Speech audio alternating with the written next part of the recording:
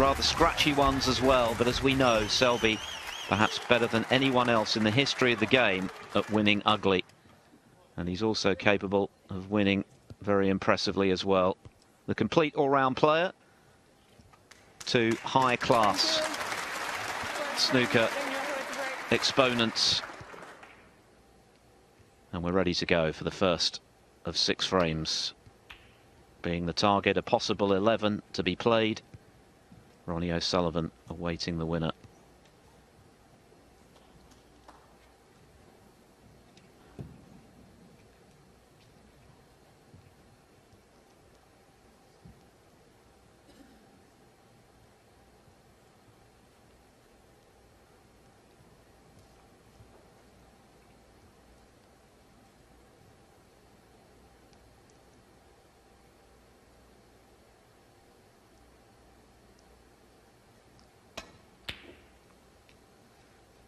Well, that's an area of the game that Selby has not excelled in this week. His long potting, which is normally very reliable, he's missed quite a few from that sort of distance. It's been something I know he's been working on the practice table throughout the week. Just the 1 century from Selby this week. That was against Neil Robertson. A 134 break, which was the launch pad for easily his best performance of the tournament so far. Here's Ding from long range.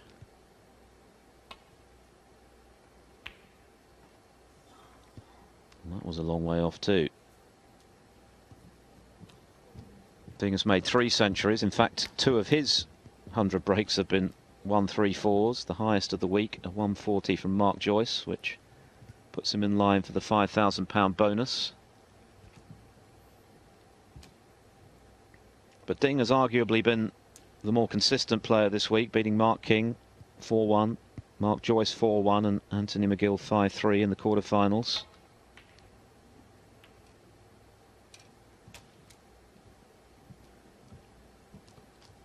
Thing cut, trusting to luck for position, and he held his hand up there because it's not worked out too badly. He's got an angle on the blue.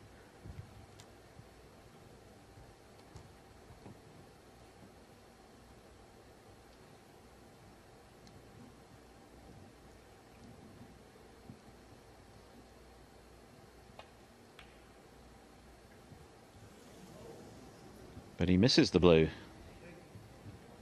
Mark Selby won.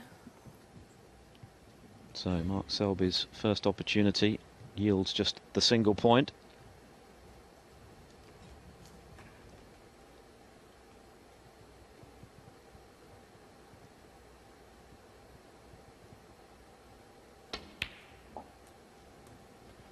One.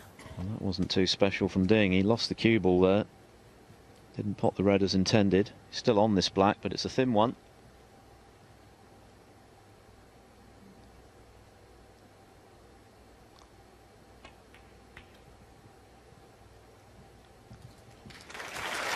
Good recovery. 8. 2 players who've had similar sorts of seasons in a way. They've both won ranking titles. They've both won a total of 13 ranking events, which is a very healthy tally in the modern era. But having won those titles, they've rather gone missing since. Selby, as we know, has had some early exits in the big events, the likes of the UK Championship and the Masters. And Ding has been similar. He's been really scratching around for his best form since he won the World Open this season. Well, the cut on the red to left centre was obviously too thin for Ding, so just the safety. So both players looking to get back to their very best, and of course this is the sort of time of the season when the players are looking to really crank it up with the World Championship in mind at the Crucible in April.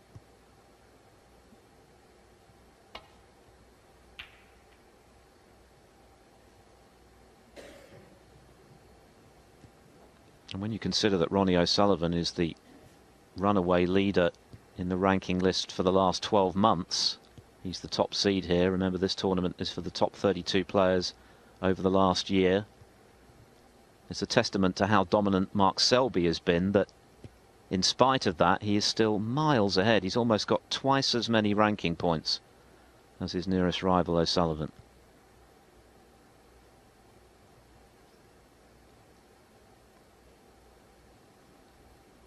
Ding currently ranked 4. He is also a former world #1, albeit a fairly fleeting stay.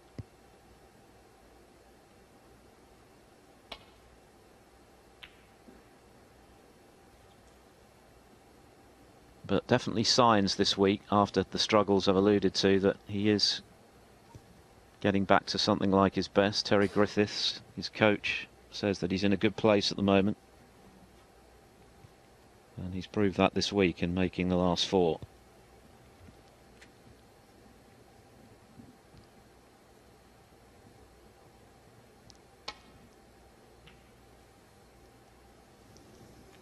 Overcut by Selby. So a slightly edgy beginning to our second semi-final.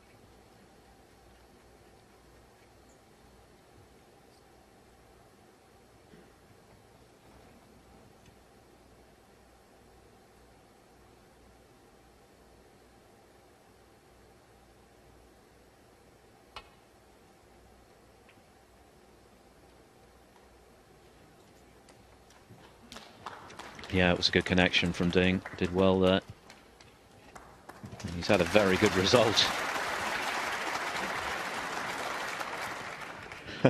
Mark Selby tapping the table at a good safety from Ding, but that was before he saw the cue ball nestle in behind the yellow to snooker him on all reds.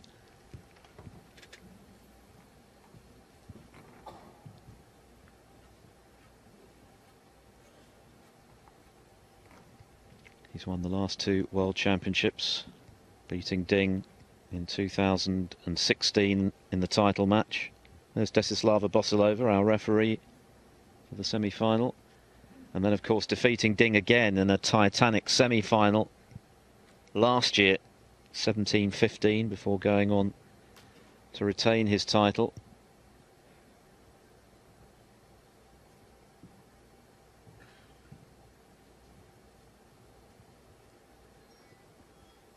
He's won their last 3 meetings.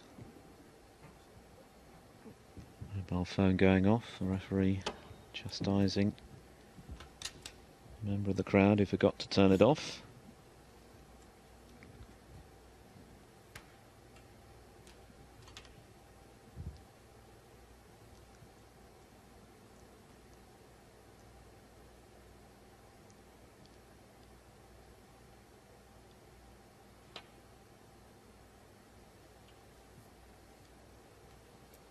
He's gone for the pot, and he's got it. Well, he knows his angle, Selby. Former 8-ball world pool champion. Good with the doubles, and he certainly executed that shot well to get himself out of trouble.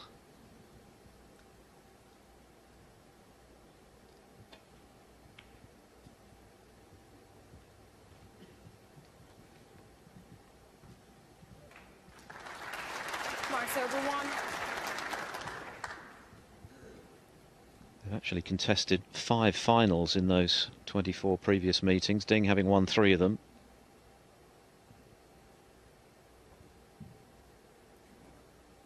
But he took a pasting 2 years ago from Selby in the International Championship final, 10-1.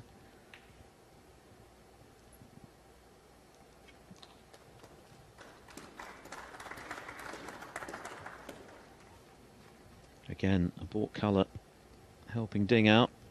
Selby snookered again.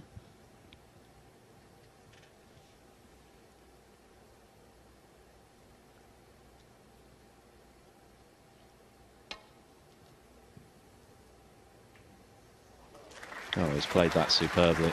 2 cushion escape, couldn't have played it any better.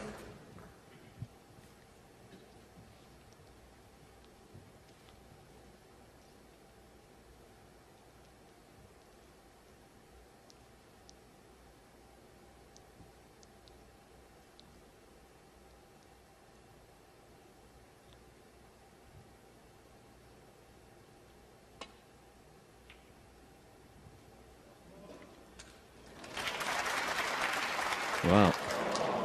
Oh. Ultra thin cut on the red, which I think was intended. But then the kiss off the green, seeing the cue ball disappear.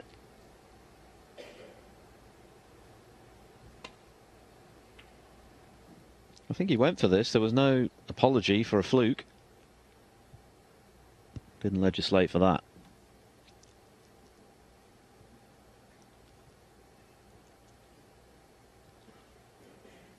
So we'll be looking at the possible plant. Needs to be made.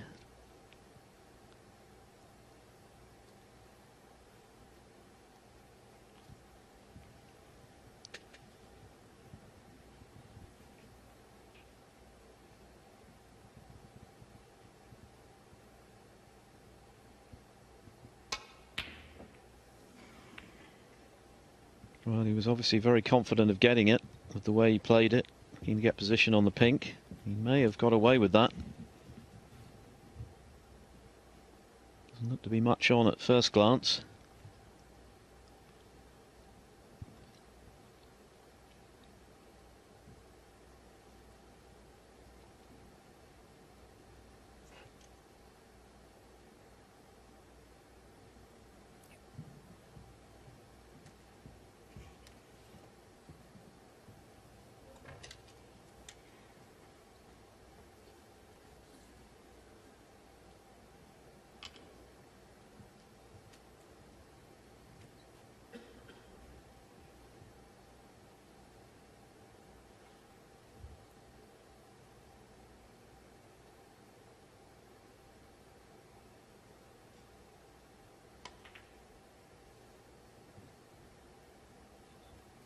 So a pretty cagey opening to this semi-final.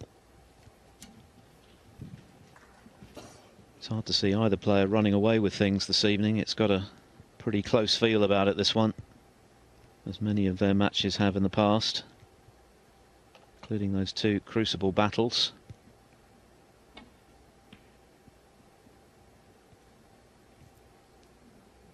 And both players form something of an unknown quantity because, as we've said already, they've both struggled at times this season to produce their best. And even this week, Selby has been very in and out. Ding has been more solid, but he's had a poor season by his standards overall.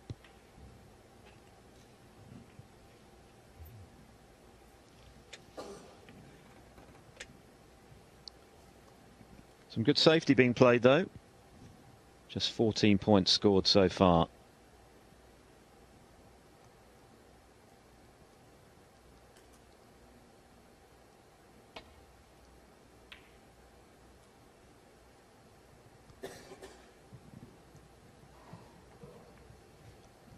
Well, half a chance here for Ding. Table is not pretty, though. Black off its spot and out of commission. Pink not ideal. Blue also out of commission for the time being, so it's going to take a lot of work to make a decent break from this. And he missed the red by a long way, caught it way too thick. There's the cue ball. Selby 4.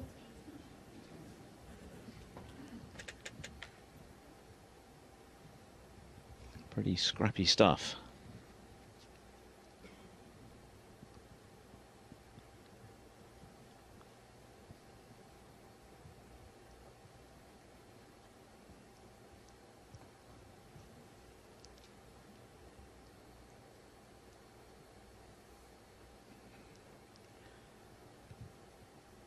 So I'll be distracted.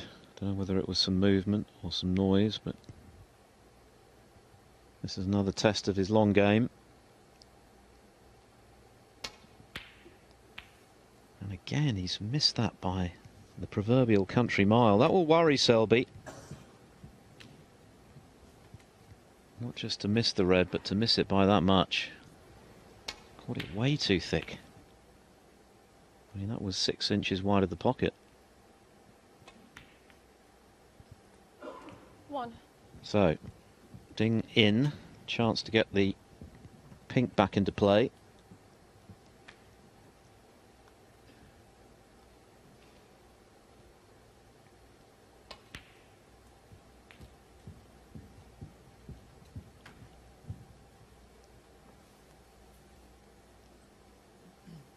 7.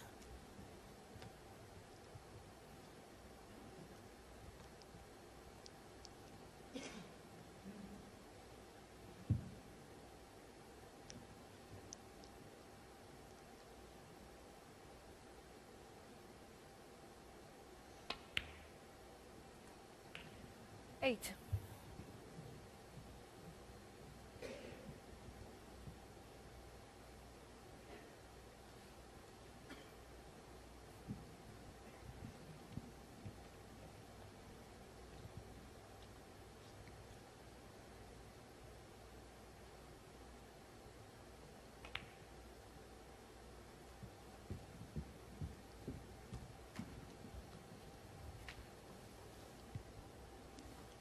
Table far from 14. ideal, but Ding is a great exponent when it comes to engineering a break.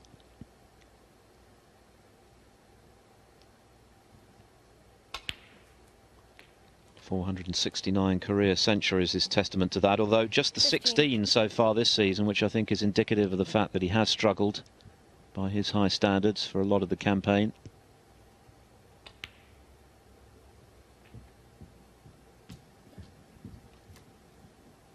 He made 56, beg your pardon, 36 last 21. season.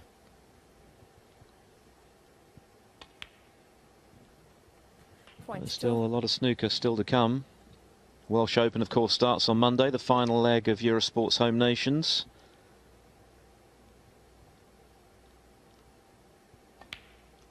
That's followed by the Gibraltar Open, and then the Players' Championship for the best 16 players over the past calendar year. 28.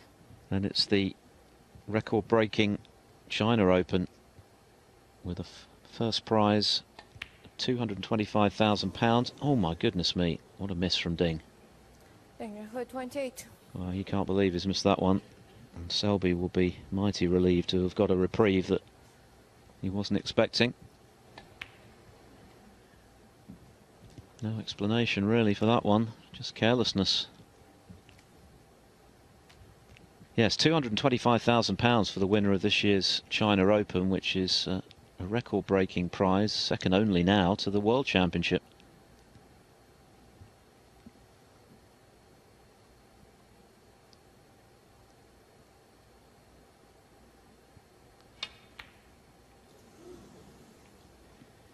It's a scratchy start once again from Mark Selby, just as he made against Jimmy Robertson in the first round, and then, having played well against Neil Robertson, struggled again against Michael White.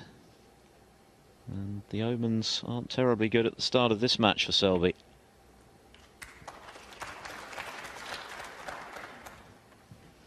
One.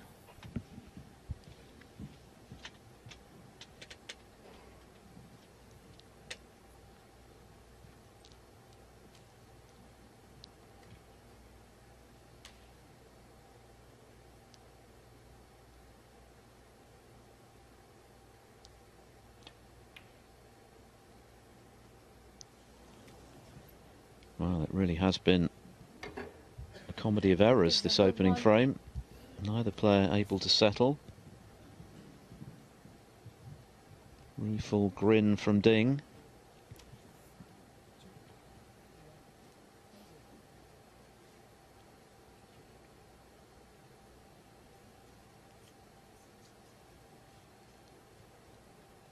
Well, those stats will obviously improve dramatically, but it's indicative of how scrappy this frame has been so far.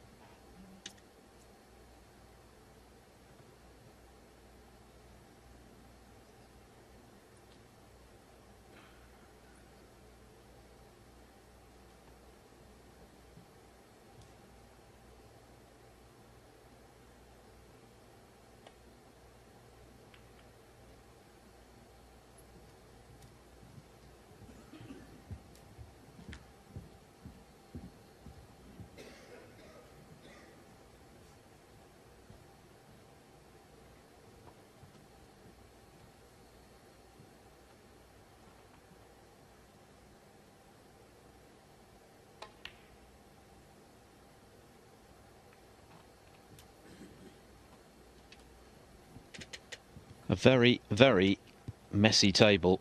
3 reds in the top half. A number of reds nestled on cushions. A number of colours out of commission as well as Ding goes for the double.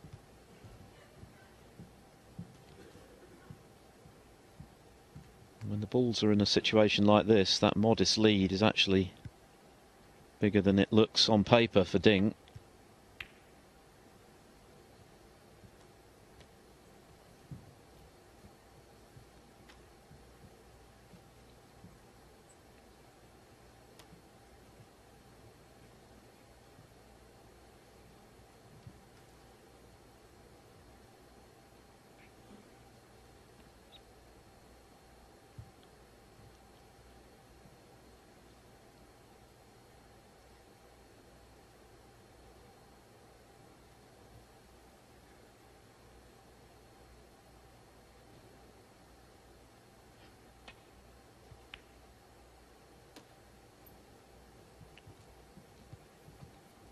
I think he went for the pot there, very, very difficult. Hardly any of the centre pocket to go at, but no great risk attached to it.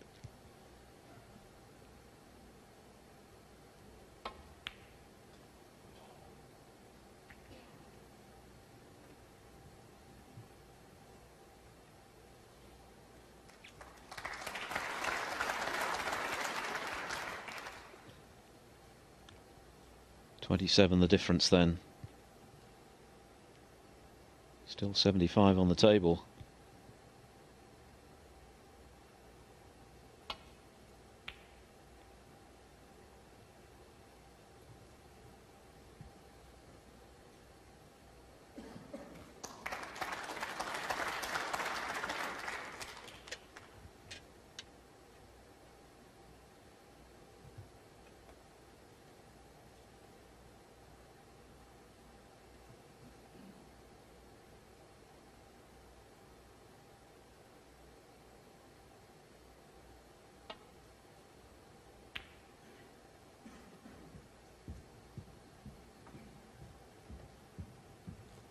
Well, again, I've got a feeling Selby went for the pot there, but got absolutely nowhere near it.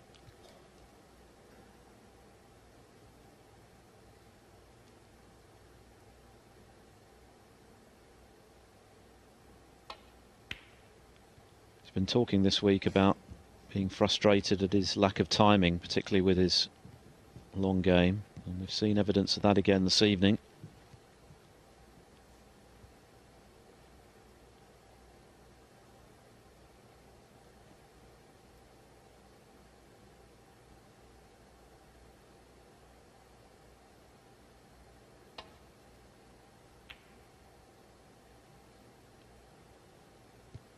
Again,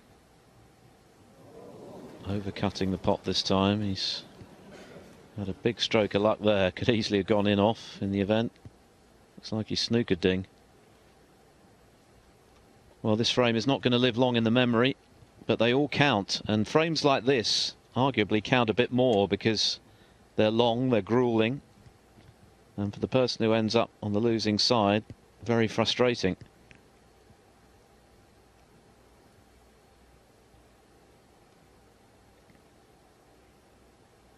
Can just about get through to this red. Oh, miscue. Well, it's all happening. Complete miscue there from Ding. You heard the sound, the tinny sound that... well, Selby hasn't lost his sense of humour. Because it hasn't worked out too badly, but Ding completely mishit that. Rather sums up this opening frame.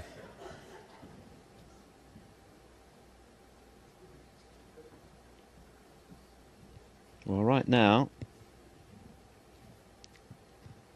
it's hard to believe you're watching a 3-time and reigning world champion and world #1 against a 2-time UK and 1-time Masters champion. That was a pretty good shot, though, from Selby. He was trying to get in behind the brown, and it looks as though he succeeded in doing that pretty much. Not sure if Ding is snookered on the red on the right side cushion.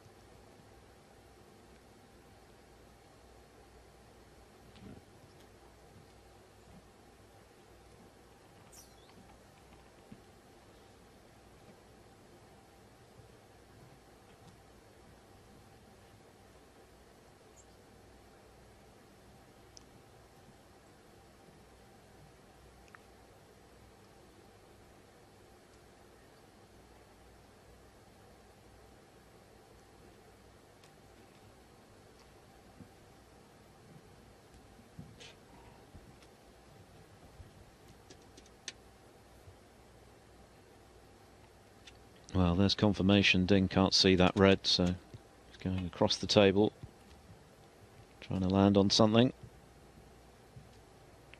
Didn't get that right. Applause, but that's not the red he was trying to hit. I think he was trying to get to the red just below the black. And this is a chance for Selby to get right back in the frame.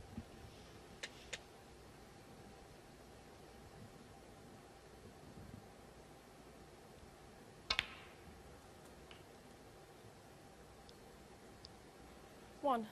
Frame that has lacked any sort of rhythm or pattern so far. It's been very, very bitty.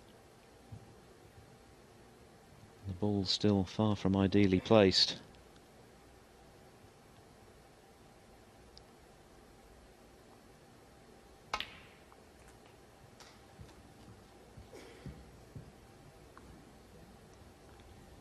And that looks like end of break. 7.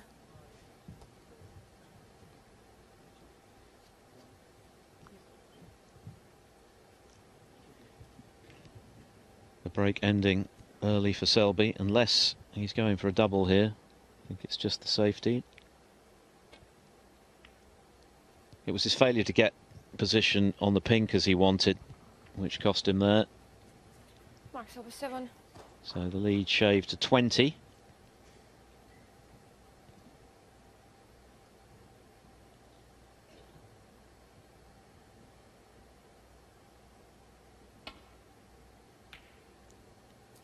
Still 67 on the table. Things beginning to look a little bit more conventional in this frame, and now it's Ding's turn to get lucky. Snookering Selby behind the green. It was a good shot, but to get the snooker was a real bonus. And that's a long way off from Selby, I think. Oh, and a miss. Junhui 4. That'll be going back.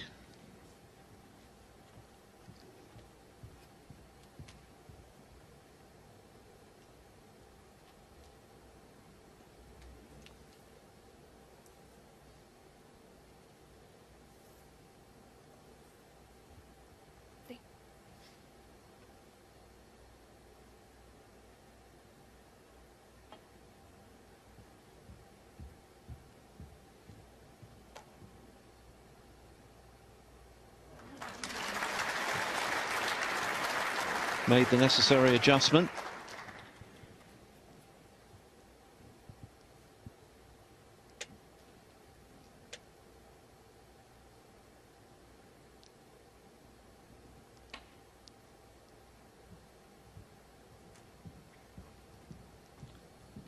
So Ding remains in charge of this frame.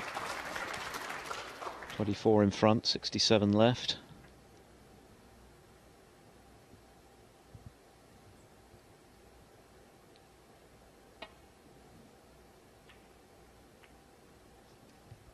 You'd say it's the kind of frame that is more suited to Selby than Ding.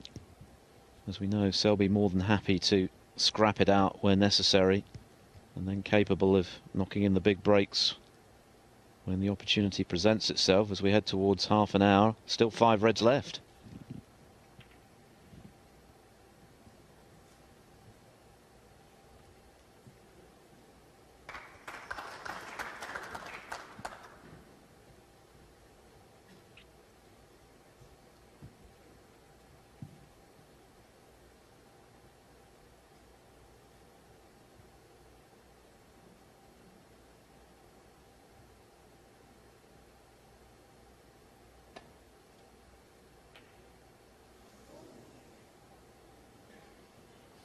Tough pot, caught it a little too thick, so this is a chance for Ding. Doesn't have to do too much more to get over the winning line if he can get on a colour.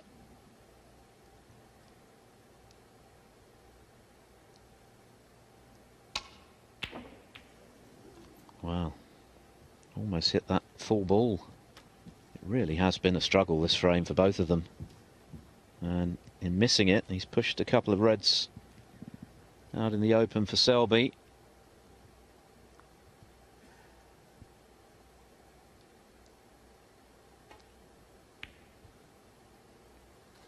it's very early in the piece, first to 6, best of 11. One. You get the sense that this is a more important frame for Ding to win than Selby, particularly having got himself a handy lead. But Selby with the chance now to eat into that.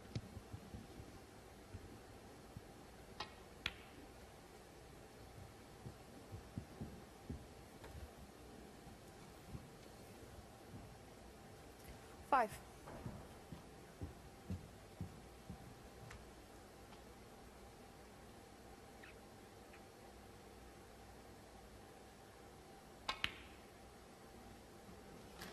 Good pot. Once more like it from the world number 1. He's got an angle here to potentially disturb those reds. Digging down on the cue ball. Well, it hasn't worked out as he'd hoped. 13. He can, I think, just about get through to the potting angle here, but it's difficult.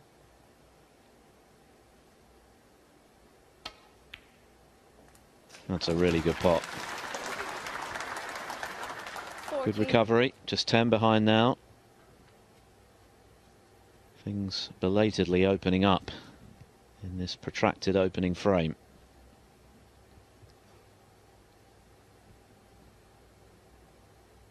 .43 left. Colour to come for Selby.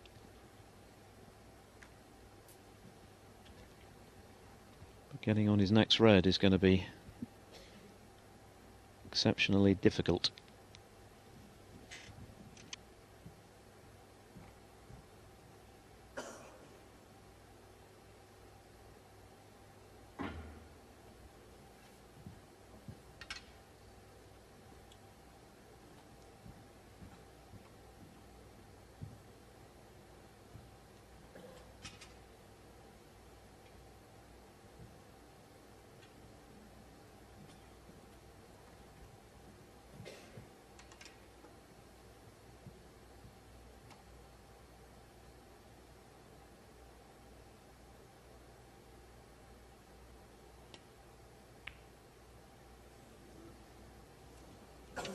No attempt at the pot. He was playing the snooker there, but didn't get it quite right. Max over 14. There's no real point in going for the pot because he couldn't get on a red. He'll be disappointed there, though, Selby, that he's not got Ding in trouble.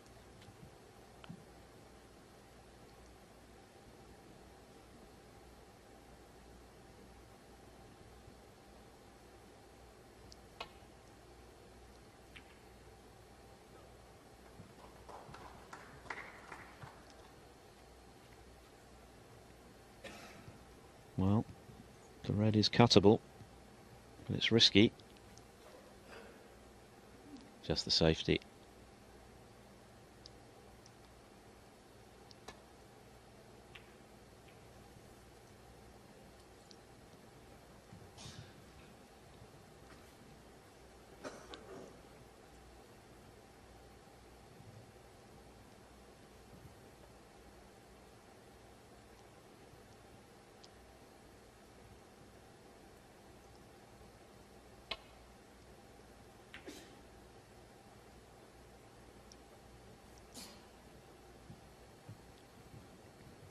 He's ordinarily very good with those thin snicks, Ding. Usually catches them very well.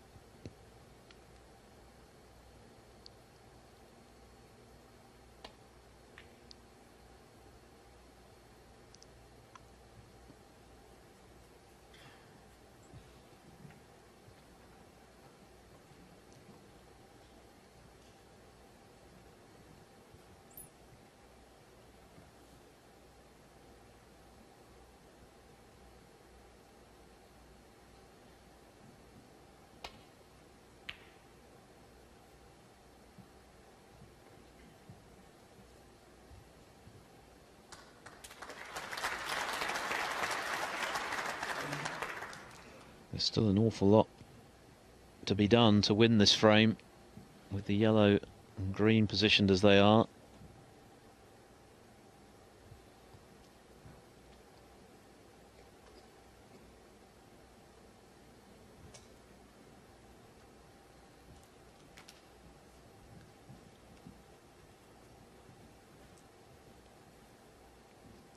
Selby is certainly going to need the green, assuming he can get in.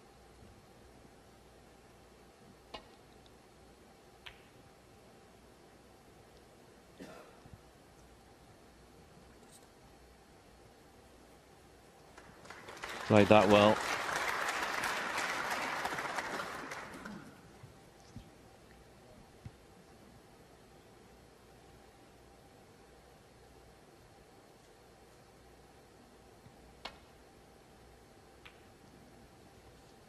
One of the longest frames of the tournament, this. Getting on towards 40 minutes and counting. Still 2 reds left. Good reply from Ding. There's been some good safety. A few errors as well, of the potting variety from both players.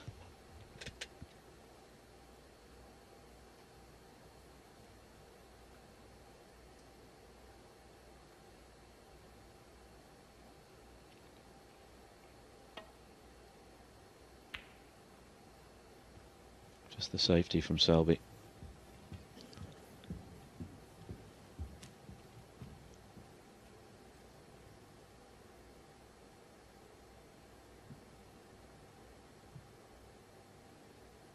Both players chasing their 14th ranking title this weekend, having won their 13th this season. Selby at the International Championship. Ding also in China at the World Open.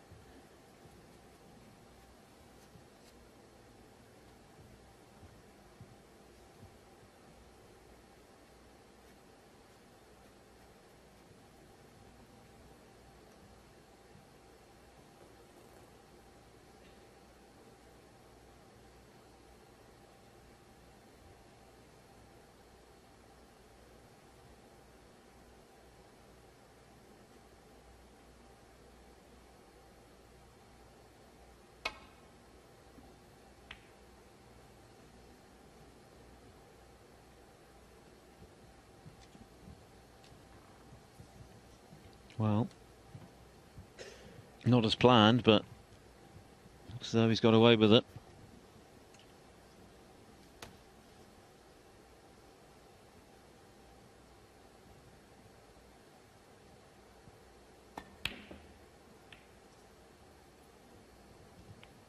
Just the safety from Ding. Obviously the red didn't pass the blue.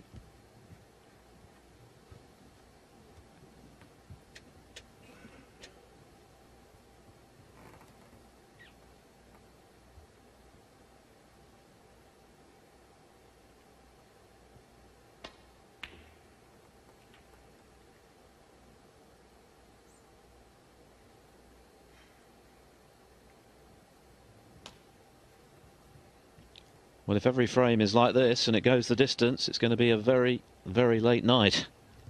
Or should I say early morning. Nearly 40 minutes.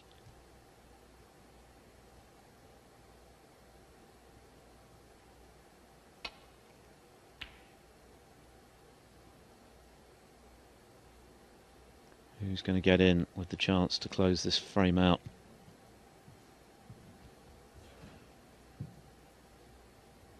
Now, can Selby cut this red back? It's mighty thin. I think he might be able to. The black is over the pocket, so if it goes in, he should be on a colour.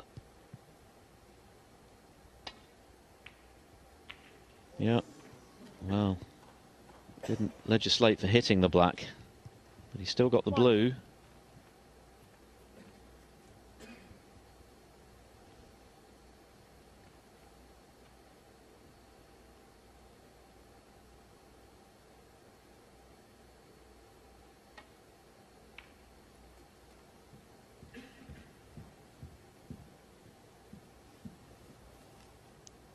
So just 4 points the difference now, with 35 remaining, and the yellow and green are the problem for Selby now.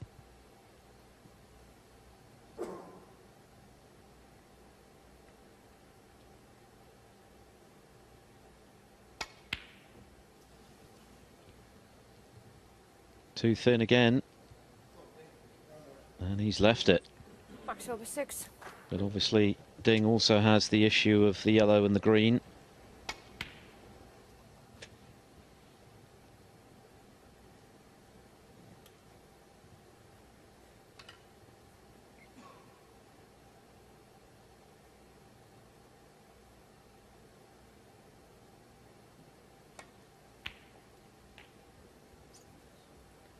One.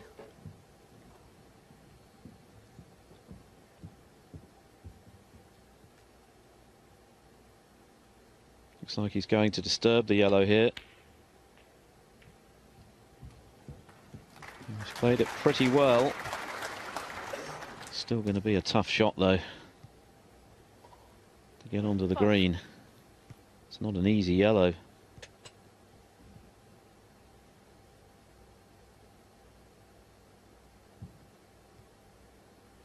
Well, realistically, you can't get onto the green here, so see what he does.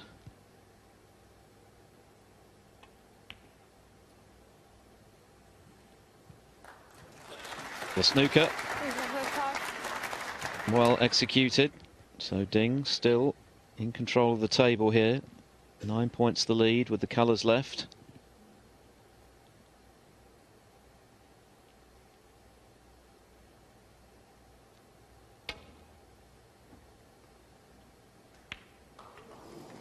Good hit from Selby. He'll take that.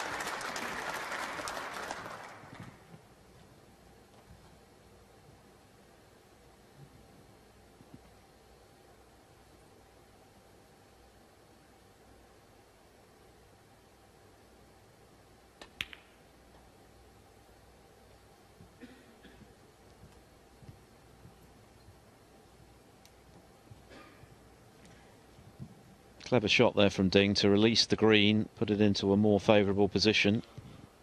And the yellow relatively safe. It's got a good cue ball.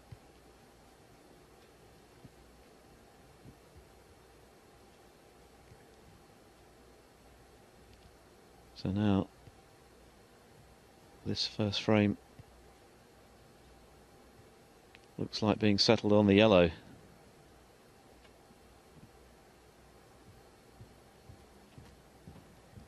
Just the containing safety.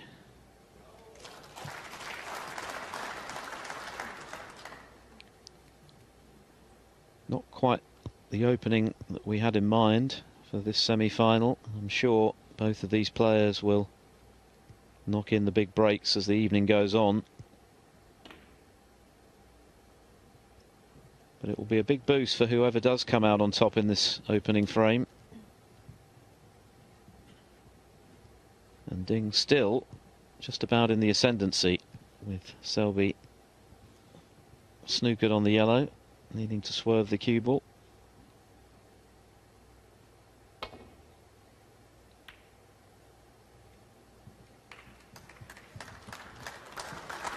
Oh, that's a major result for Mark Selby. He's got the snooker back. It's not hitting the yellow, it's the problem. It's making sure it goes safe. And he played it well, looking to hit it thin on the left edge to make sure the yellow went back up the table and the cue ball returned to baulk. Well played, Ding.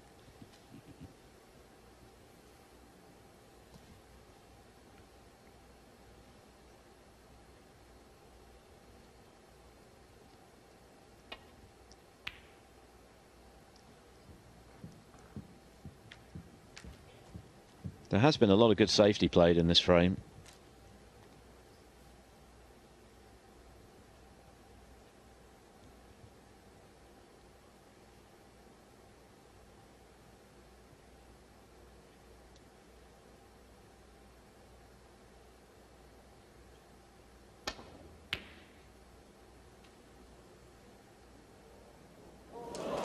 Wow.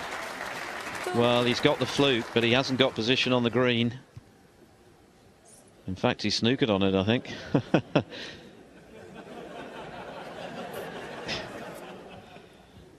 Well, they can both see the funny side of a frame that hasn't panned out as either might have expected.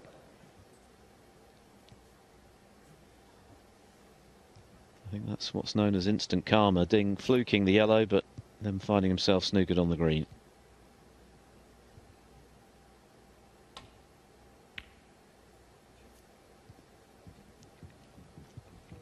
Needs that to slow down.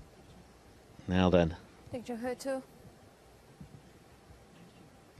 So Ding flukes the final yellow, but then snookers himself on the green, and in escaping from the snooker, he's left Mark Selby a chance. It's a thin cut, but if he gets it, could be in business. And he has got it. Well, his long game has been suspect this week. But that was an important one, and you saw Selby puff out his cheeks. He's now the red-hot favourite to take the frame, having trailed in it throughout.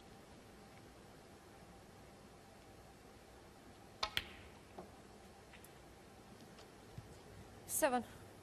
Well, a frame that's lasted 3/4 of an hour and change. Mark Selby, second favourite for most of it. But that good long green has allowed him to have the last word.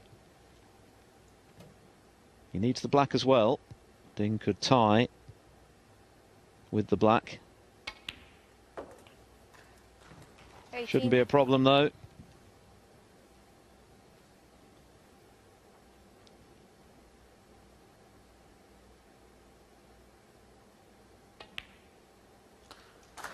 Well, what an epic frame to start the semi-final. Very nervy beginning, both players missing balls they'd normally pot, but some great safety as well. And in the end, as he so often does, Mark Selby outlasting his opponent to take it on the black and lead 1-0. Final here at the World Grand Prix last night. Ronnie O'Sullivan coming from behind to beat Stephen Maguire. He's safely in the final. The question is who he will play. Will it be Mark Selby or Ding Junhui, who've had some titanic battles down the years, and they've just played out a titanic opening frame which lasted over 45 minutes, eventually going the way of Mark Selby on the black after Ding seemed to be in control for most of it.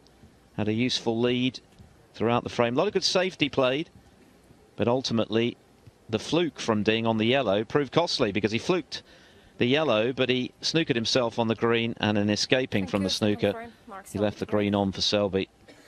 And he potted it from long range and cleared up. Mark Selby to break off in frame 2.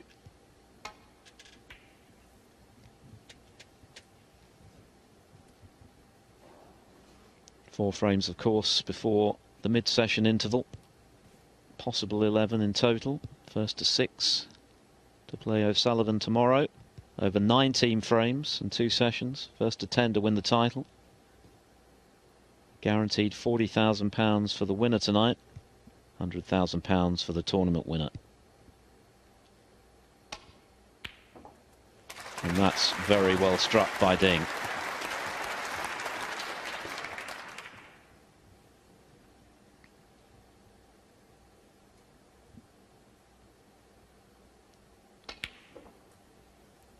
Well, these players have made almost 1,000 centuries between them.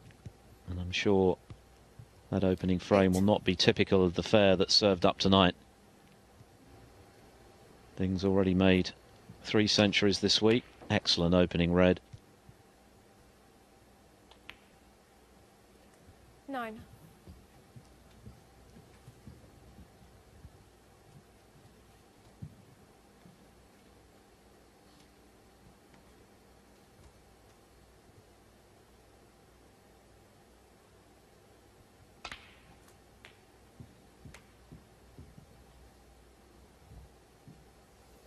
Played that very nicely. 16. Just the right amount of screw and pace on the cue ball to get to the red below the pink.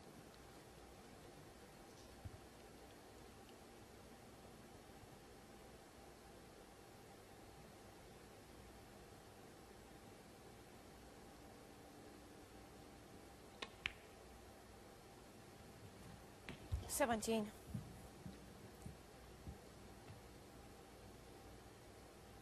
Turned 30 last year, Junhui. It feels as though he's been around for a very long time. He's still a young man. Won his maiden ranking title, of course, as a teenager. And he's had a very successful career from that point on. The only tournament missing, of course, the biggest of all, the world title. And he's come pretty close in the last couple of seasons to putting that right. Only the man he's facing tonight was good enough to stop him. 23.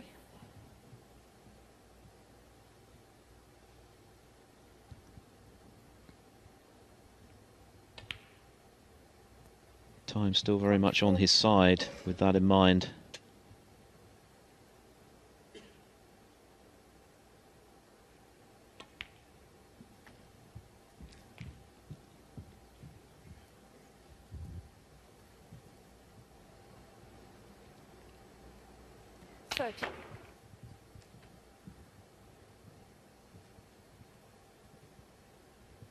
Doesn't lack for cue power, that's for sure. So good at engineering a break. That's tremendous cue ball control. One of the best in the business when it comes to making the big breaks and doing it in an aesthetically pleasing fashion as well.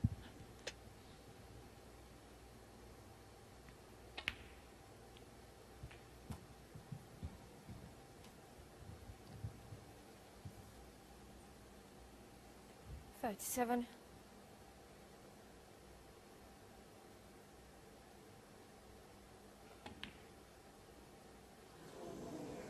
Goodness me, though. How do you explain that? Well, he missed one a bit like that in the first frame when he was in. He was hampered, but you've got to get those against the world #1. He was going so well there. And he's given the chance to Selby. 37. Things break, but that could soon disappear, that advantage.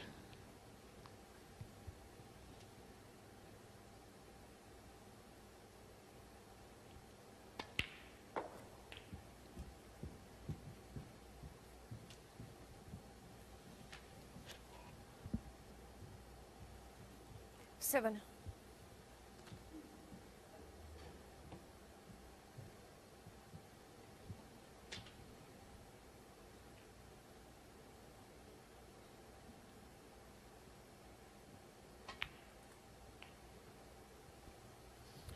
Eight.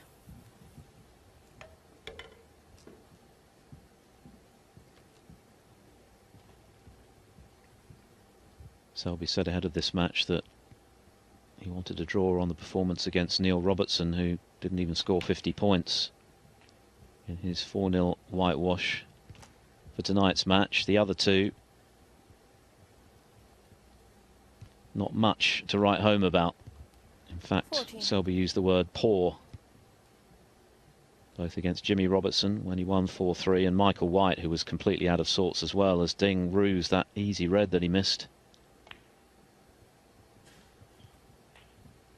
15. It's so much more painful when you've had the opportunity yourself and you've missed one when you're in. It was a great opening red from Ding. He'd opened up the reds nicely. He was looking good to make 21. a potentially frame-winning break to level the match, and now he's wondering if he's going to get another shot here in this second frame.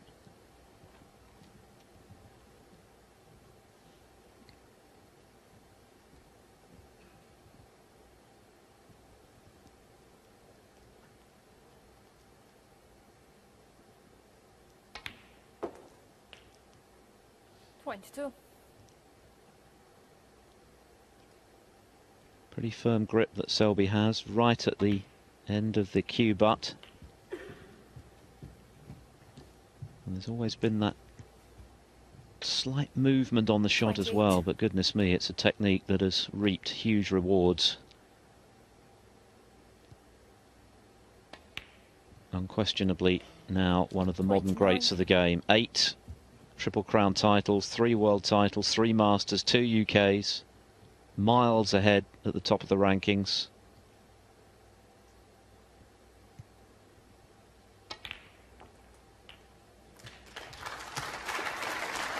And a great opportunity now to punish Ding to the full 36. and double his lead.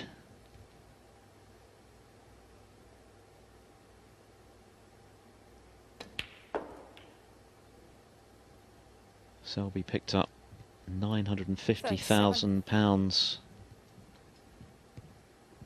just shy of that last season alone.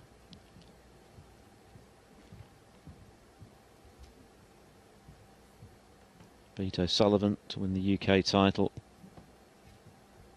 and then of course came back from a long way down to beat John Higgins to retain his world title. One of 5 titles in all. His Crucible crown last season. Extraordinary stuff.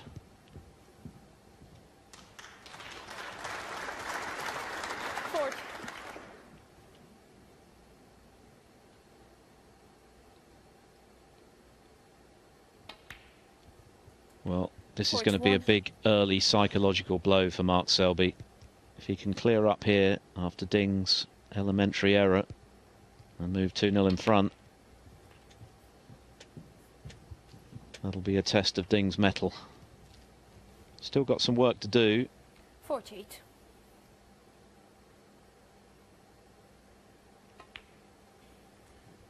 $49. He's going to need both reds, neither of which are ideal.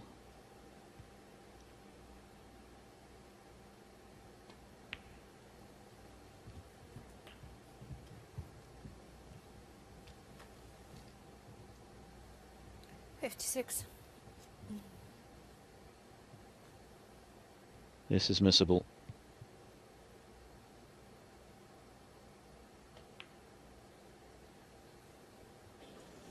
Yeah, it always looked a little bit high.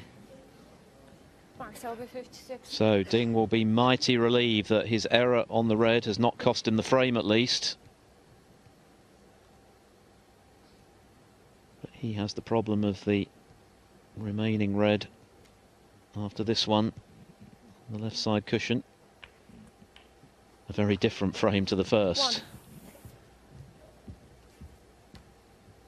Now, has he got the angle here to disturb that red? That's what he's going to try and do. Stunning up for it.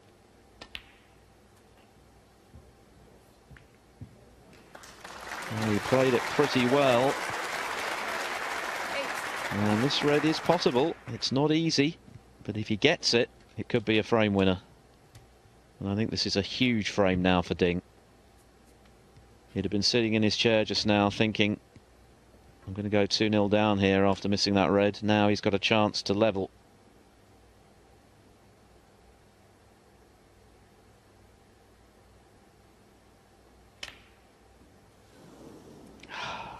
Well, it wasn't easy, but once again, he'll be disappointed not to have got that. Just caught the near jaw, and at that pace, it was never dropping.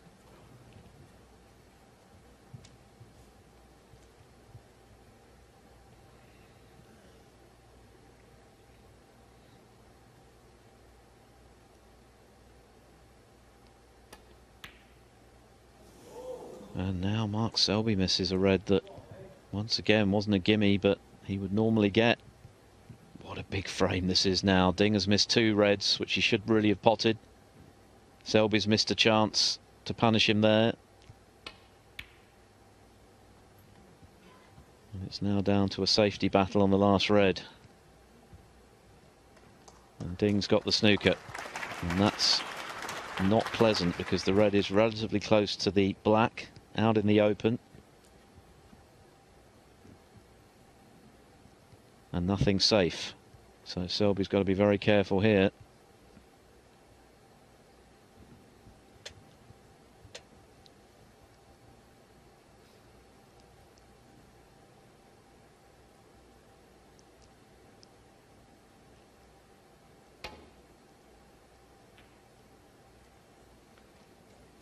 Well, he hits the red, but look where he's left it. Well, surely now there can be no error from Ding. Golden chance to level the match.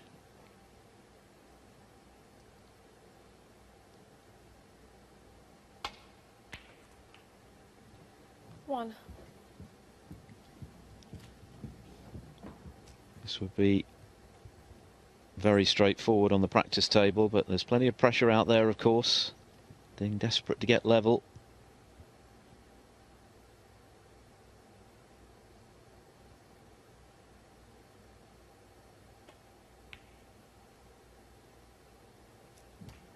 Yeah, good pot.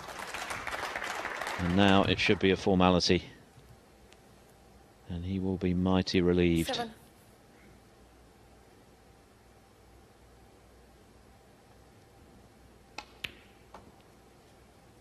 Nine. Leads up to and including the pink for 1-all.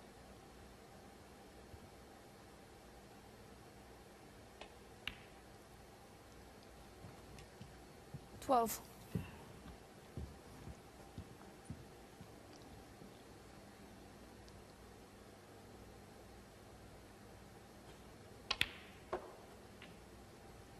Sixteen.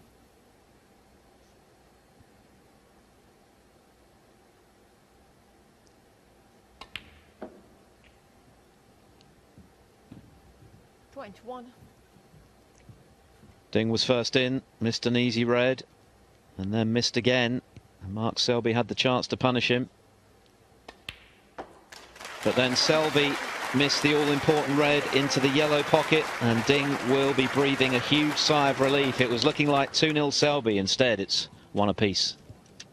Mark Selby won, Ding Junhui won the first frame, a marathon 45 minutes plus, which Selby eventually took on the final black, and he was looking good to go 2-0 up after Ding had missed a couple of reds that he really shouldn't have done in the second, particularly the first red when he was in and looking set for a big break. But Selby then missed the red, cutting it back into the yellow pocket, and Ding cleared up coolly to win what I think is a huge frame for him tonight. Had Selby won that second frame, I've got a feeling he might have run away with things, but 1-all. Both players now have a frame on the board, and Ding will feel part of the match. It's break.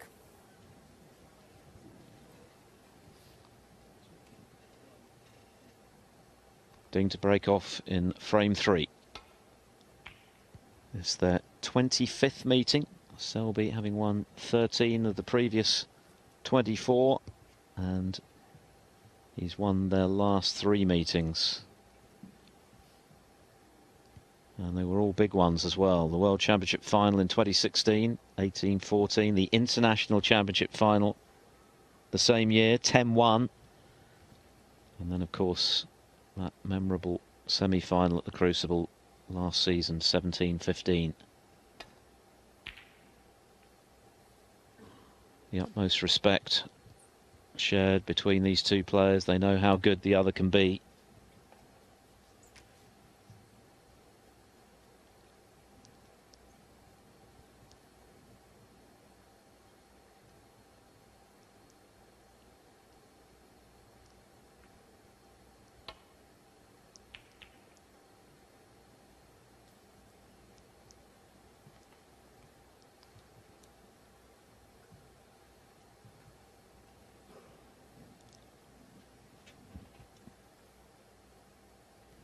Selby 4 years, Ding senior, now 34 years of age.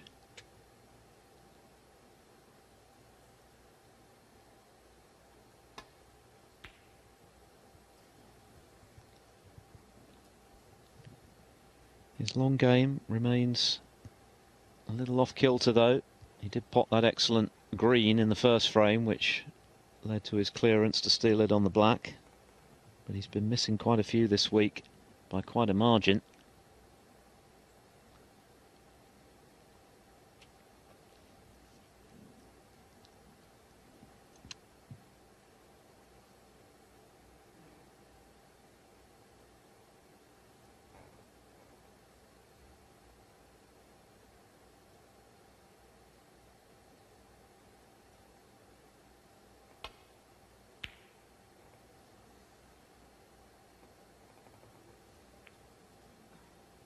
Well, a bit unlucky, although that said, I think the red has now run safe. It looked for a moment as though Selby was going to be able to cut that in.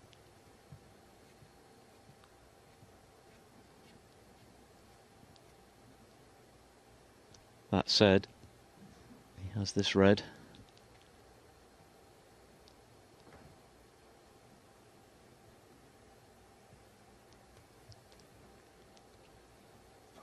Not easy to navigate the cue ball, though, to his colour.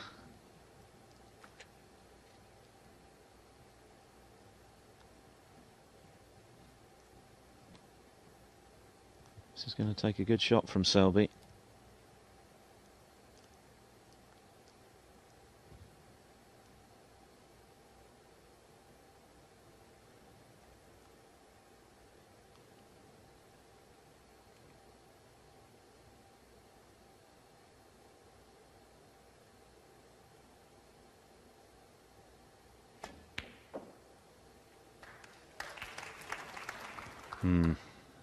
That was the danger.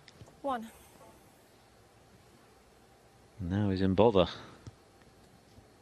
Snookered on all colours bar the black, and with reds around the black, difficult to get this safe.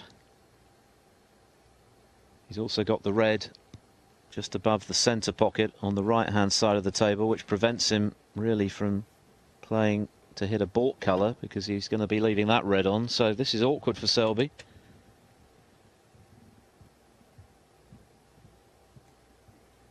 Pink ball. Going for the pink.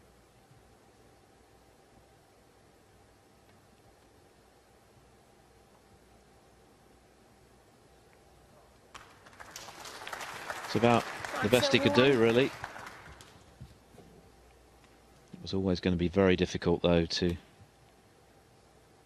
get the cue ball to avoid the reds in potting that opening red.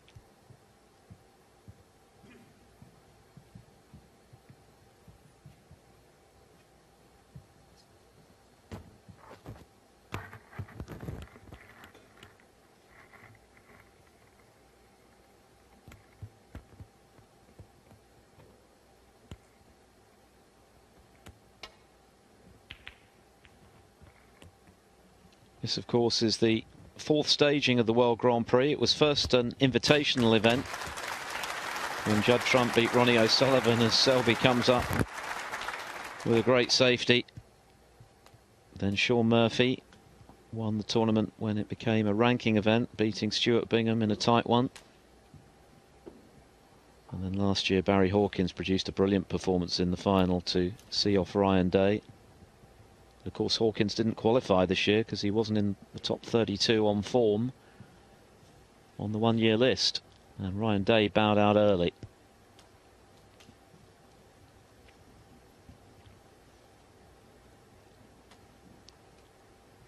Dinging all sorts of bother here. How to land on a red and not leave anything on. Easier said than done.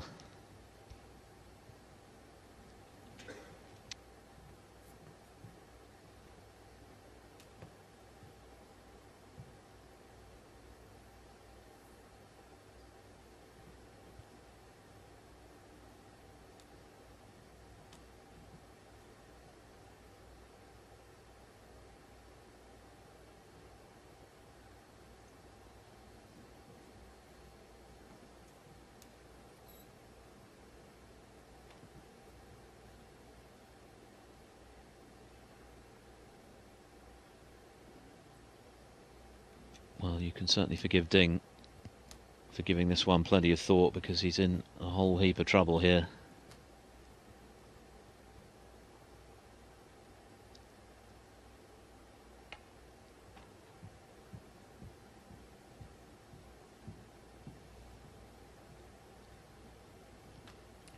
Oh, nice. The line was okay, it was just the pace that was lacking. So he should be able to make the adjustment here. Just has to make sure that he doesn't hit it too hard, overcompensate, possibly push something on. Desislava Boshilova putting the cue ball back. Everyone's happy. Take two.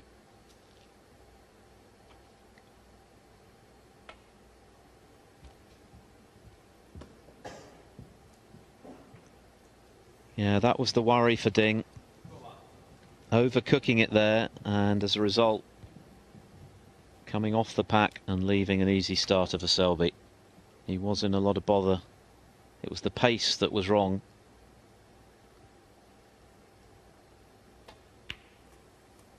And it was a great safety and snooker from Selby, which has set him up for this very presentable chance at the start of frame 3.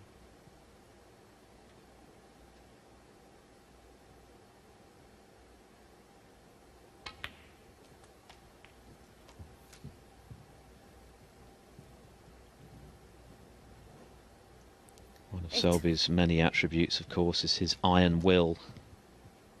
In some ways, it doesn't really matter if he's playing well or not, because he just finds a way through sheer determination to turn things in his favour, much more often than not. 9. But he has gone through a barren spell by his standards and is perhaps a little low on confidence at the moment.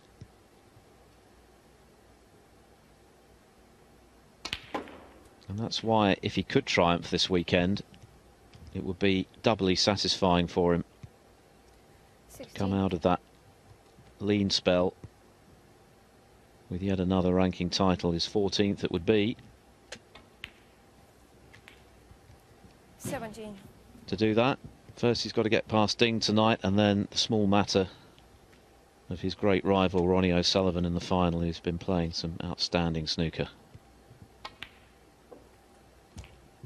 But he wouldn't be fazed by O'Sullivan, as we know. He has got the better of Ronnie 24. in their more recent meetings. A couple of them very high profile. His world title, his first, and then of course the UK final last season. He's also beaten O'Sullivan in the Masters final, so to have beaten arguably the best of all time in the 3 biggest events in the final, very impressive.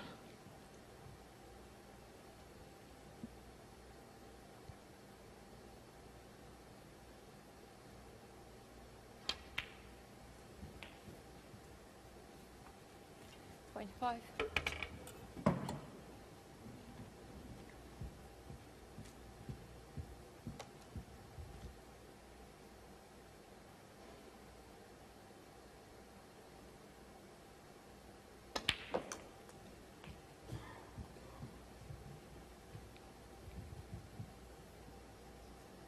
Search 2.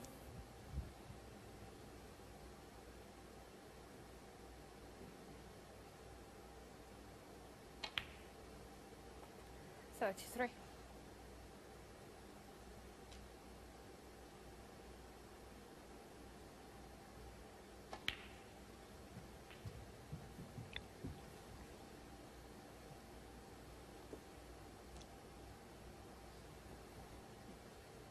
No room for the pink on its own spot, so the highest available is the blue. Search 9. That suits Selby.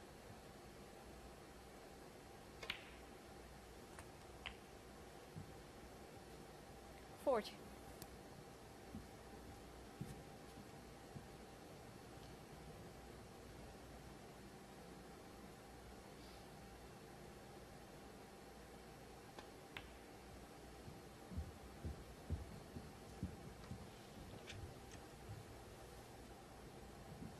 .46.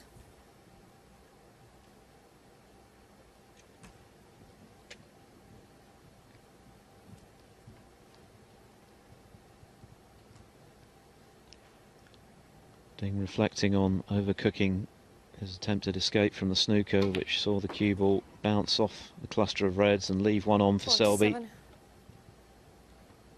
Could cost him the frame.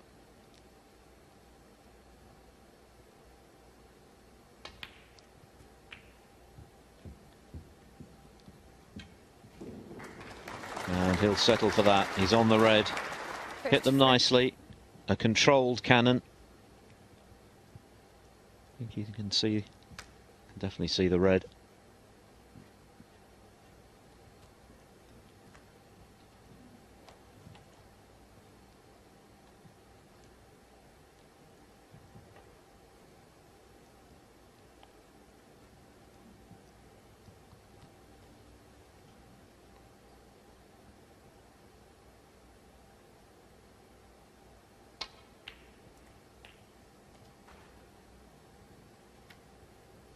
Well, he's lost the cue ball a little there. 54. 59 in front, still 75 on the table. So Selby still with a bit to do to close this frame out.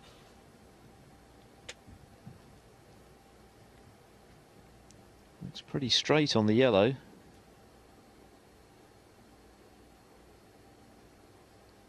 Got a bit of an angle. Just enough. Played that well. But another good pot required with the rest.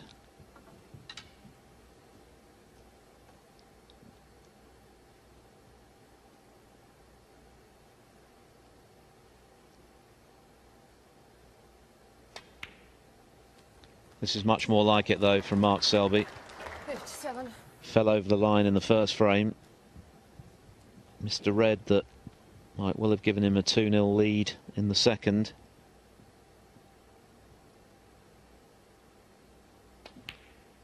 But he laid a great snooker in this frame, and that's frame ball. 67 left, one snooker needed for Ding, but it should be a formality now for Selby to make this frame safe with his first really substantial break. 65.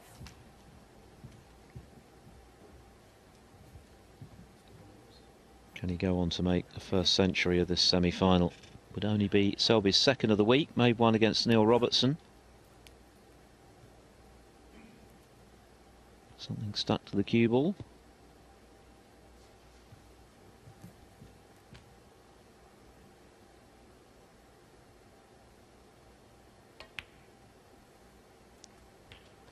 "56 centuries from Selby last season. He's made 27 so far this. 72.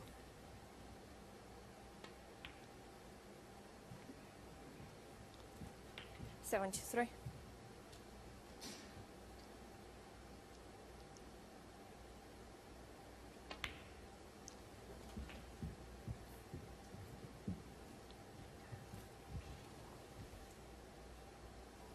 "79.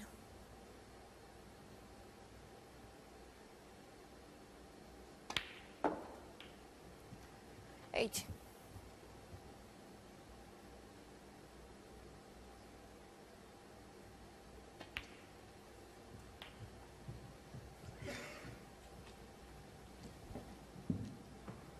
87. Yeah.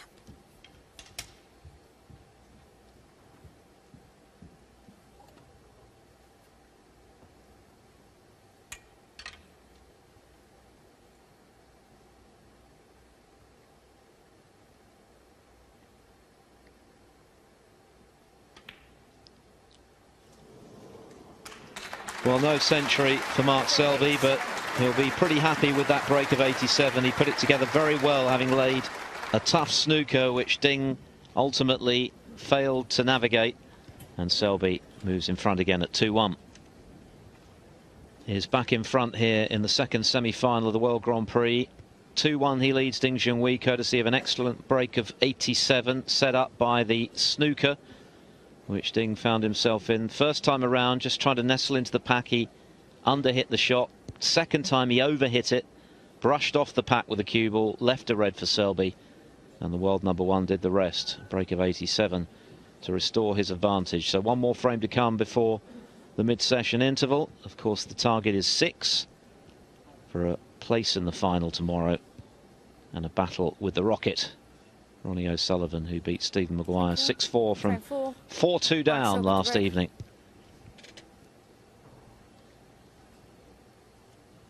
Mark Selby to break off in frame 4.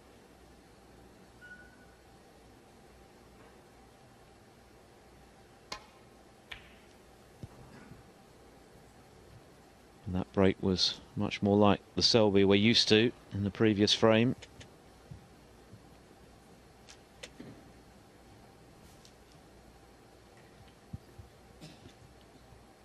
So can Ding level once again and restore parity at the mid-session interval?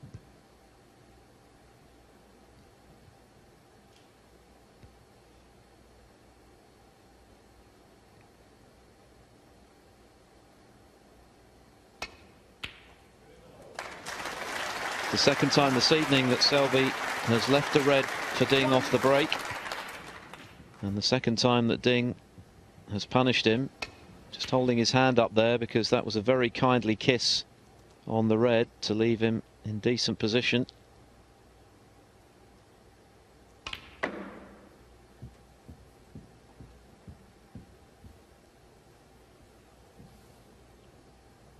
Needs that to slow down.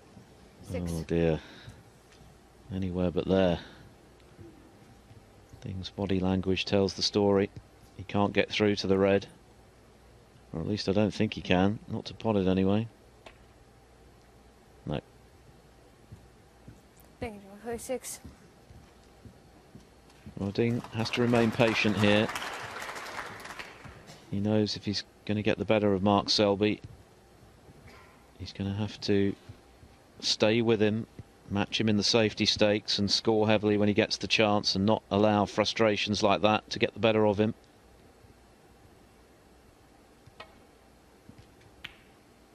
Because we know this guy will just keep on coming, regardless of the form he's in. Well, those stats are rather better than they were in the first frame. Selby was down at 25% at one stage. Still well down on where they'd expect to be, though.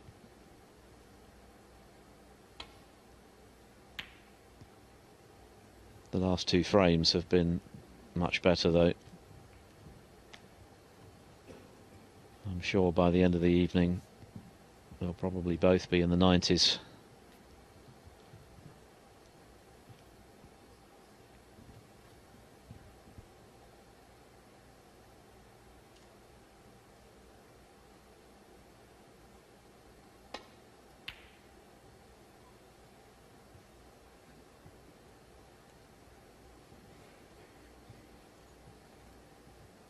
Safety, primary goal for Selby there, but again, missing that red by a wide margin.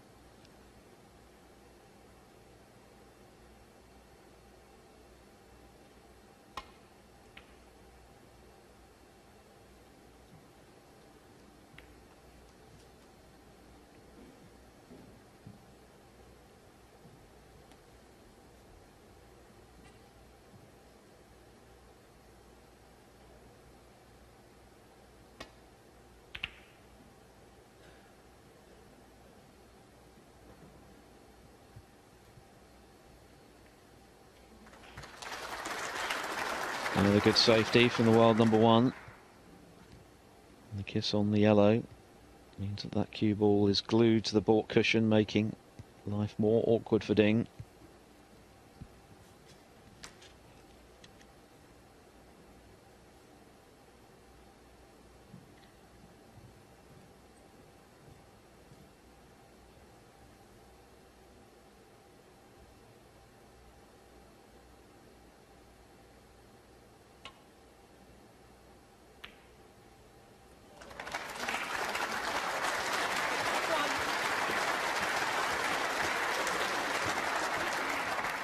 Great stuff from Ding.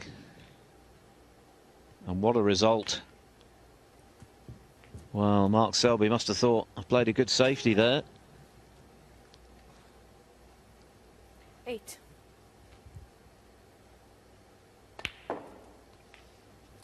9.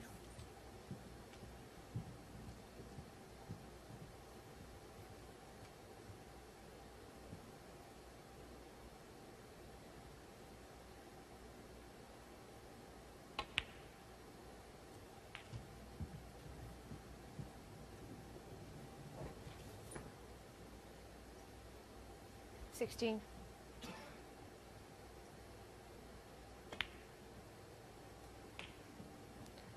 17.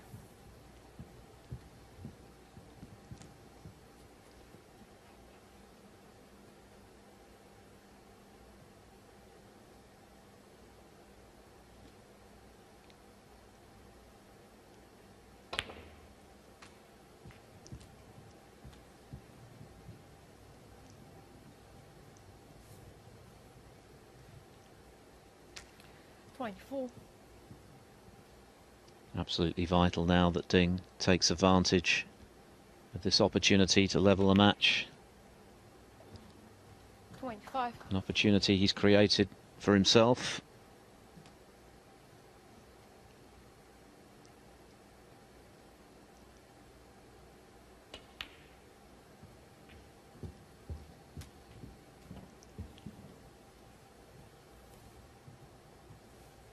30.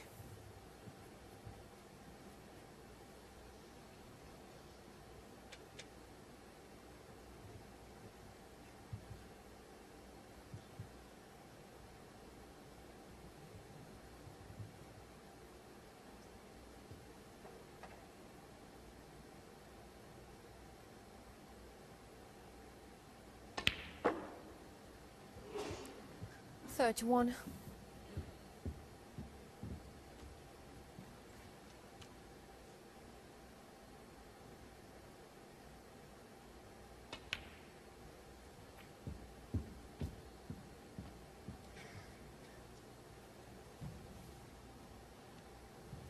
36.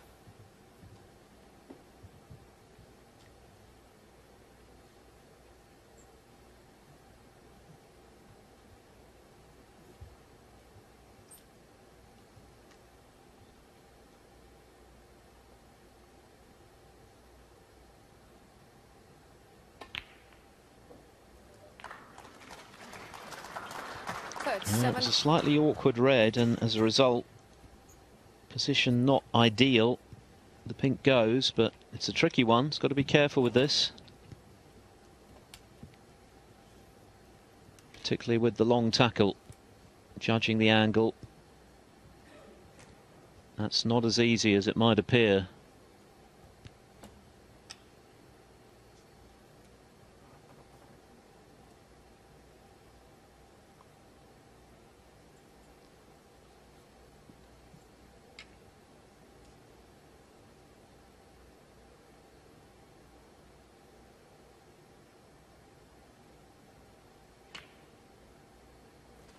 Yeah, played it well. Well recovered.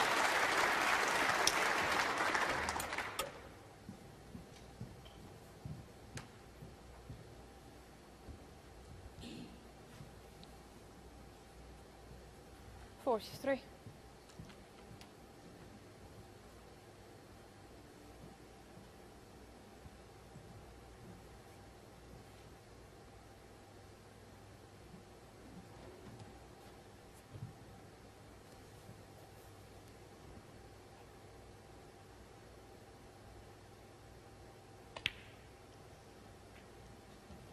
44.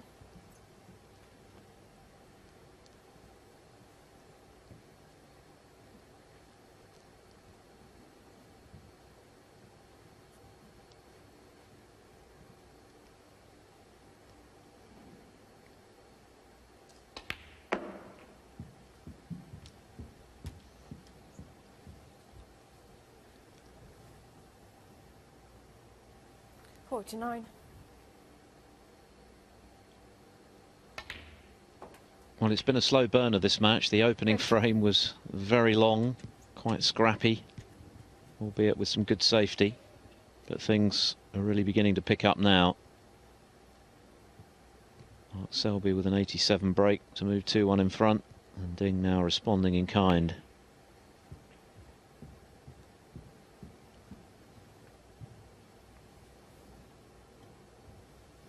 It's run a little bit further than intended for the red that he'd like to pot next.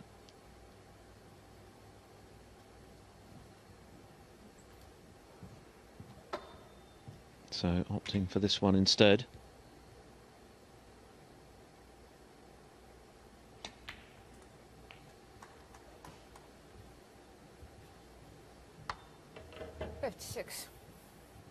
Still not quite prime position, but closing in now. 67. Only needs this pink to leave Selby needing one snooker. As we know, one snooker's never enough where Mark Selby's concerned, because he's so adept at getting them. But another red, and it should be 2 each at the interval. 62.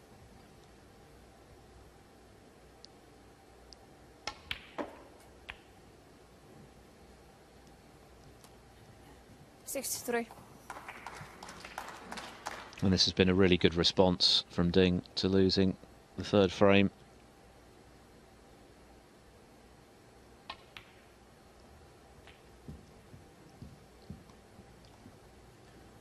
And we have a real battle on our hands this evening. It's going to be 2 each at the interval. It's now going to be a best of 7. The same distance as the early rounds here at the Players, or rather the World Grand Prix. Players' Championship still to come, of course, at the end of next month. Both of these players will be there in Llandudno in 75. Wales, by the sea. 77.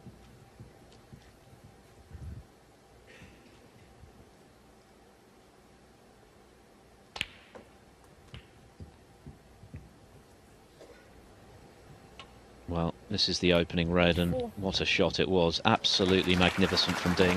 Selby must have thought, I played a really good safety there. Tight to the baulk cushion, he floated it in. 85. Perfect position on the black. Wonderful cueing. Now, needs to get on the red to make the century, which is why he's going for the pink.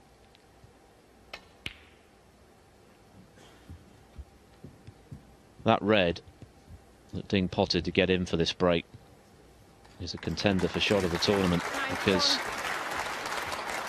he really had to get it. Otherwise it could have been Selby potting all of these, and he could have been 3-1 down at the interval. That's a shame. No century, having got on the red. But that's a brilliant response from Ding Junhui to Mark Selby's 87-97. They share the spoils at the interval. It's 2 each. 2 between Mark Selby and Ding Junhui as they resume. It's 1st to 6 to play Ronnie O'Sullivan in tomorrow's final.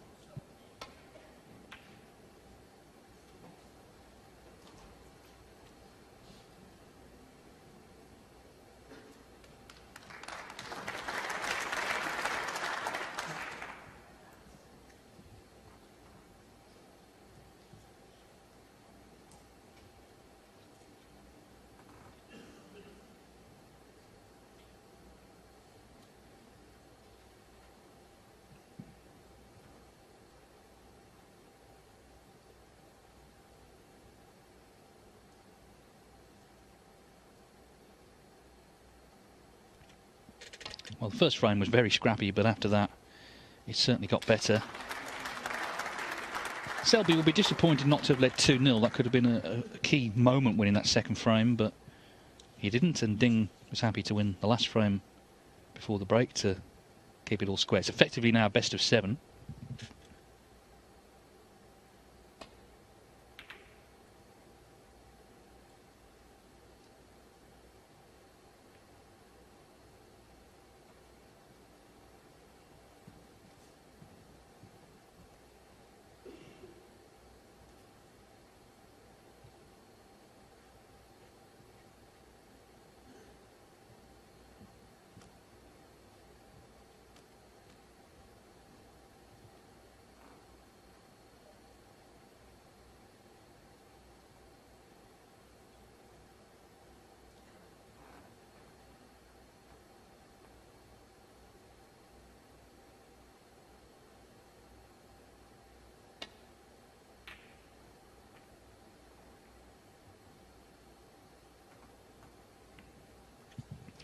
Well, could do with the cover for the red to the left corner, but he's not got it.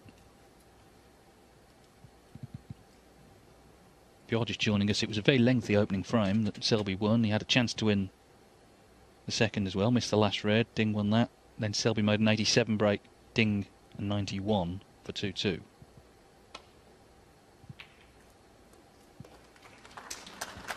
Good pot, but he's lost the cue ball.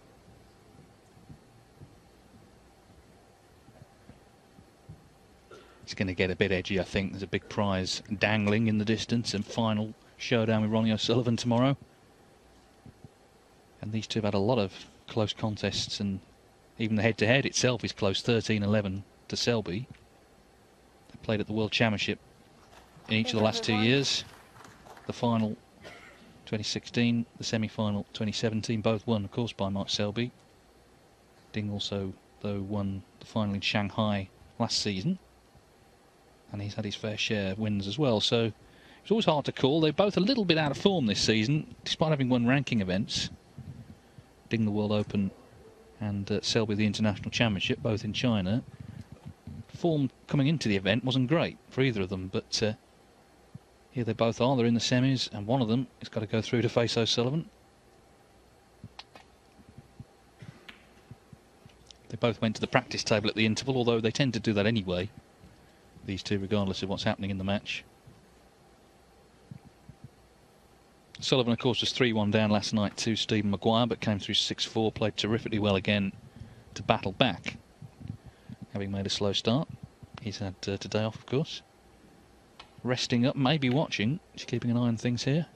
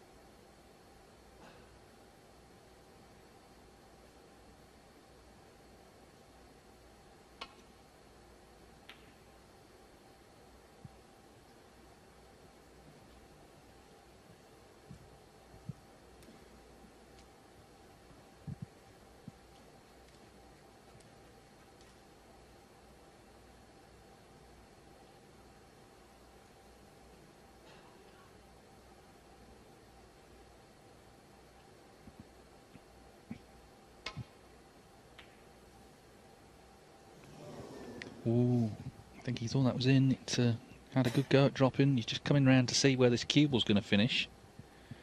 Well, Ding may not be able to see the red directly, but can he pop one off another here?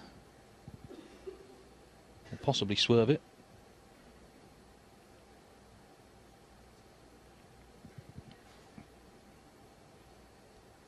The red is just slightly away from the pocket. It's not like any contact is going to pop this. He could possibly miss it,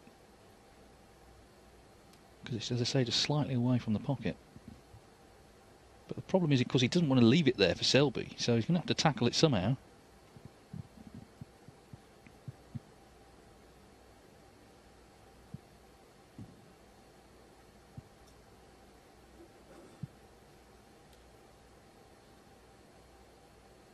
Here we go then. Big shot this.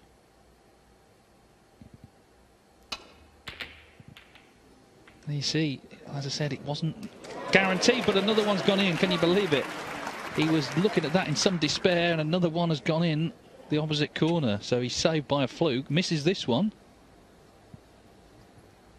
Was worried about what he'd left, but then, extraordinary fluke really. Balls running into each other, and well, no wonder he's smiling. I wonder if the jester from Leicester, we didn't see his reaction. I wonder if he found that funny. I'm guessing probably not as funny. So Ding, who's just had a 91 break in the fourth frame, is nicely in here in frame 5.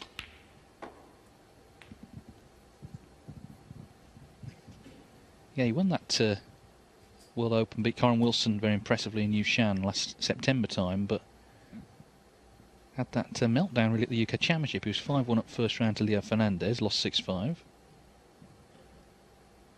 The Masters, he lost first round to Ryan Day, despite having a couple of centuries. German Masters, he did get to the quarters, but lost to Judd Trump. But he's played better stuff this week. I guess it had to happen eventually. He's too good not to come good at some point. He's had 3 century breaks in the tournament. Beaten Mark King 4-1, Mark Joyce 4-1, Anthony McGill 5-3. So 2 months to the World Championship, and the form starting to come back. He's still 4th in the world as well. It's not like he fell away. In fact, these two, as the rankings stand at the moment, are seeded to play each other in the semi-finals at the Crucible again, as they did last year. But a lot can happen before then. The only thing we know for sure is, of course, Selby's going to be seeded first as defending champion.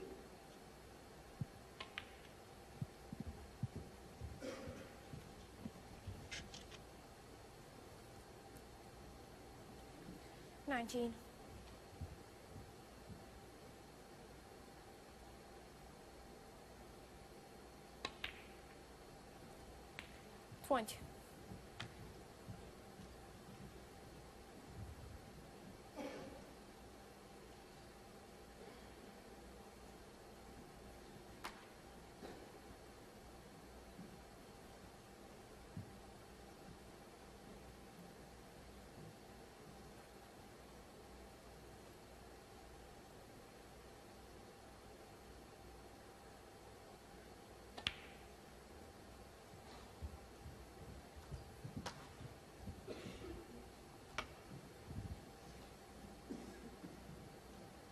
$26.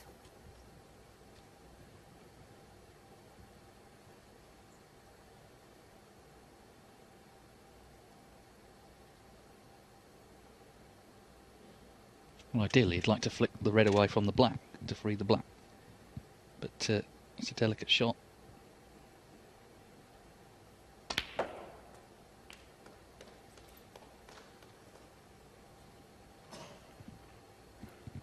It would make things easier, though, to get that black into play.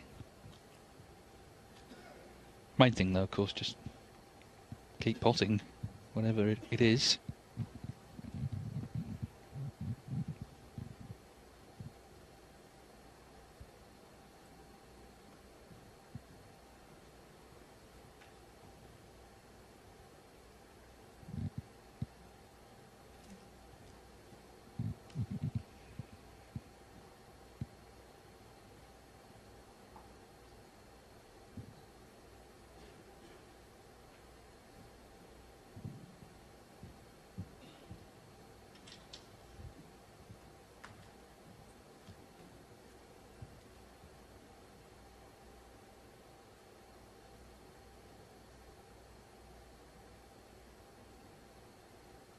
Well, it's just awkward, this. That red close to his chest. Needs to be still on the shot.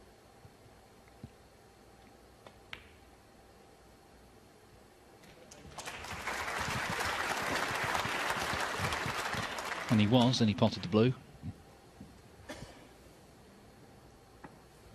32.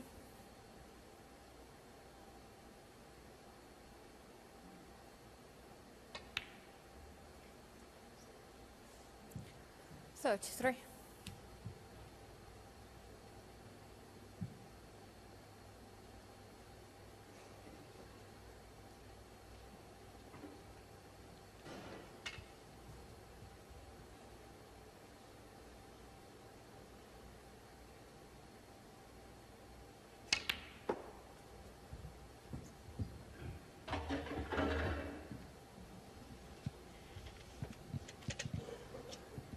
$35.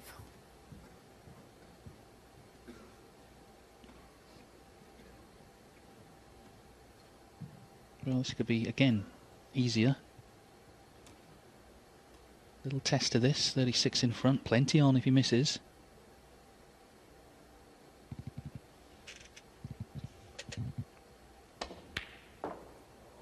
Hasn't missed though, that's a great shot, and that was put him bang in prime position, so Ding Junhui with a great chance to take the lead here for the first time this evening. Striking the ball very solidly. I think that break he made in the fourth frame would have done him the power of good going to the interval, because Selby had made a big break in the previous frame, an 87, Ding countered with 91. 42. And after that rather slow start, this match has really warmed up. 43. High quality snooker being played on both sides now, which is, I think, what everyone expected at the start of the evening.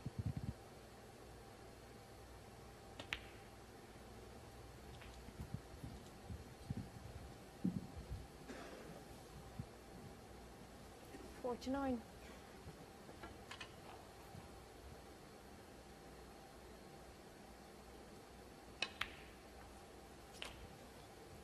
$50.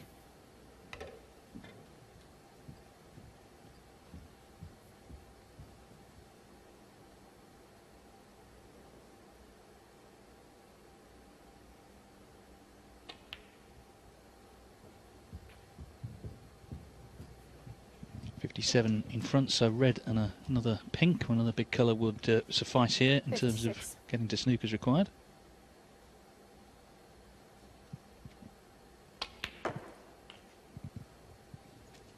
57.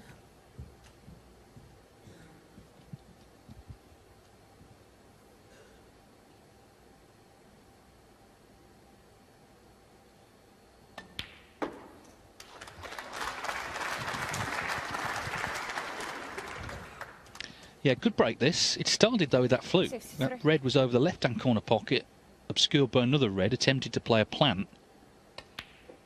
Didn't pot the red, but another one went in the right corner pocket, and he's kept going since then.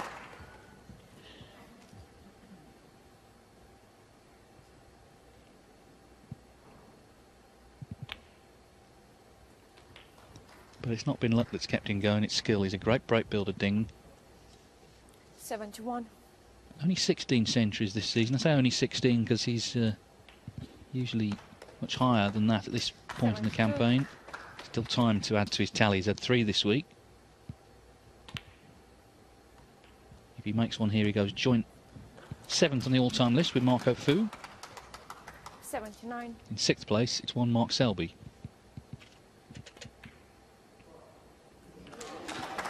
8. Whatever this finishes at, though, it's been a good contribution and it's one in the frame.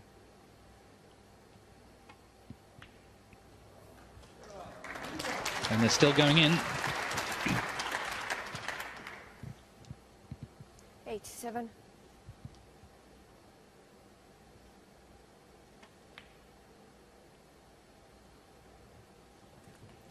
88.